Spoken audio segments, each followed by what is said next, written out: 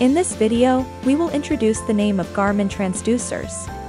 The first number shows its capabilities.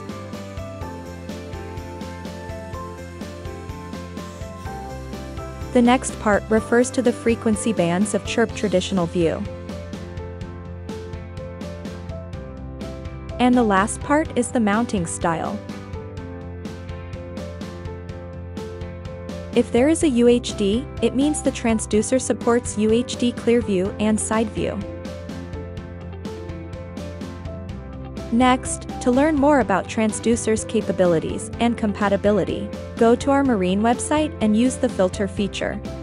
For example, if you are looking for a UHD transducer, select Sonar Type, UHD Clear View and Side View.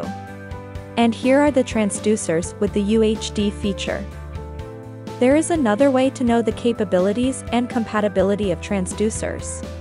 Click the link in the description below to download our transducer selection guide.